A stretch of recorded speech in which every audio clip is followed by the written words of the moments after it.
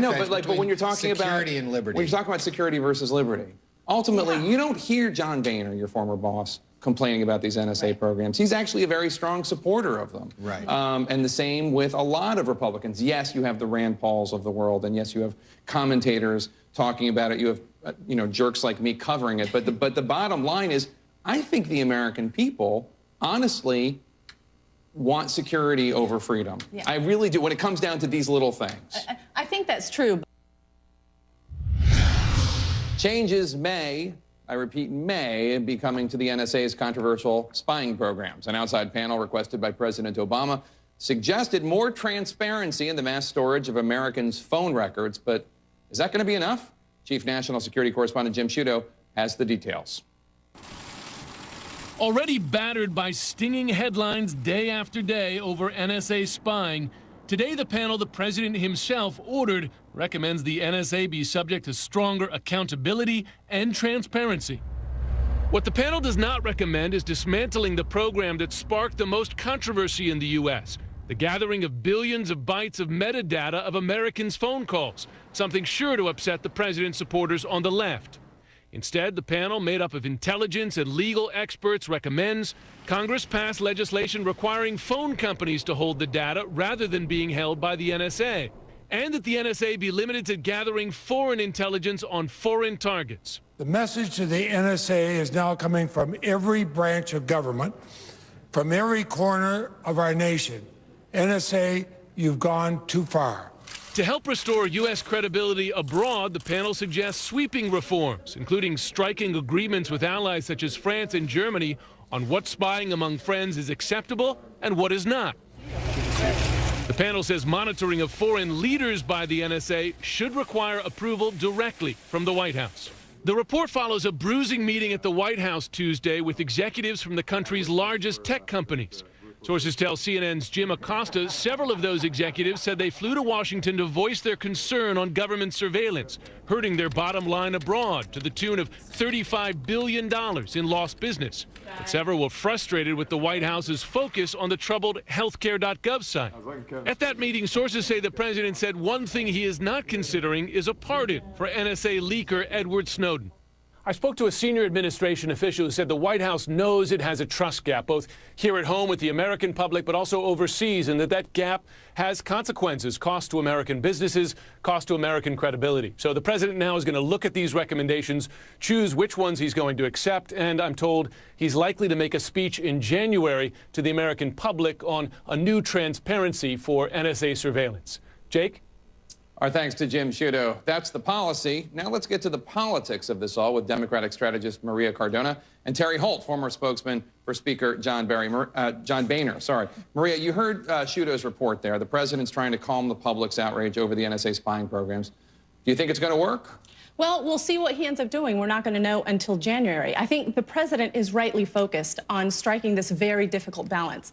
I think what we need to stop doing, Jake, is treating the American people like the Jack Nicholson character on A Few Good Men. They can handle the truth. So I think as long as the administration is transparent and is above board and understands what the parameters are, I think that the president will be taking a step in the right direction.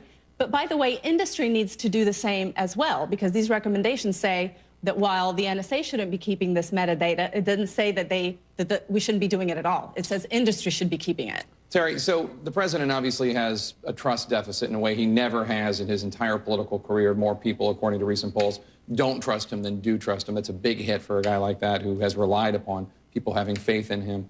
Do you think the way that they have handled the NSA scandal is part of the problem, or is it just the NSA scandal, the idea that all these things were going on? Well, the NSA scandal is just one more example of how the president's trust relationship with the American people has eroded on issue after issue.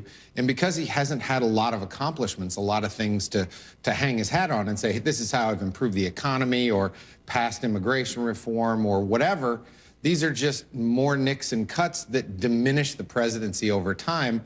And, you know, the trust thing wasn't just brought up by the media. The guys that went to the CEO meeting at the White House the other day with the high-tech firms, they put it in his face.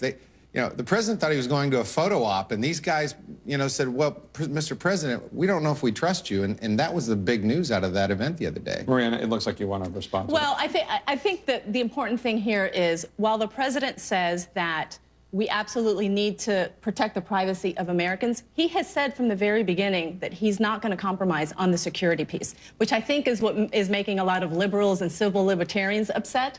But I think at the end of the day, the American people do agree that we can't really have both. I mean, this is an incredibly important story, Jake, because there is that balance that we need to find.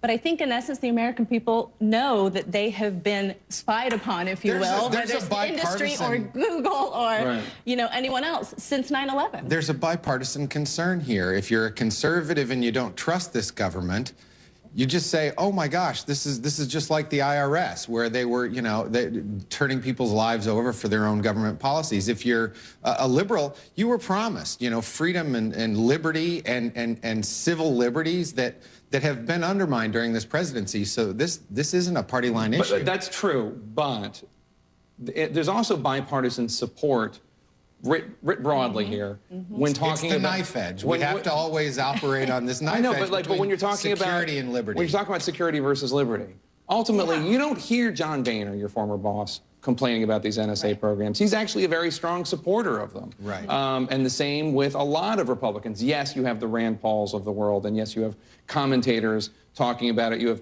you know, jerks like me covering it. But the bottom line is, I think the American people, honestly, want security over freedom. Yeah. I really do, when it comes down to these little things. I think that's true, but I do think that what is going to be... That's a generalization. You know what I mean, though. Right. I mean, yeah, there will be, you know, people on both sides that will disagree with that. But I think that this is why it's so important for the administration to be transparent in January, to see what they're going to accept or not accept, and then explain why. Because he does have a credibility issue right now, even though this isn't one of those issues where the American people are outraged, because I don't think that they are, and it's a bipartisan issue that people agree on. It's important for this president to be very transparent about this. I want to get your response to something that Senator Rand Paul, who I just brought up, was said to Wolf Blitzer on CNN about the Director of National Intelligence, James Clapper. And I do think what our government is doing is unconstitutional. And I really think that in order to restore confidence in our intelligence community, I think James Clapper should resign. Should James Clapper resign? Would that do anything to help restore this trust deficit? I don't. Well, I mean, you can throw a body over the side, but I'm not sure that does anything for the president. I'm not sure that it fundamentally changes the policy direction of the country. You know, the CIA has been an effective tool in our war against terrorism. I know we don't call it a war anymore, but without them, we probably wouldn't have gotten bin Laden. And fundamentally, the policies stay in place. It's a question of how the president handles it and his sensitivity and the level of transparency that this government continues to offer the American people that I think is crucial. All right, Maria Cardona, Terry Holt. See, we agree on this. You agree? I love it. It's a beautiful Christmas moment. Thank you so much. I appreciate it. Still to come,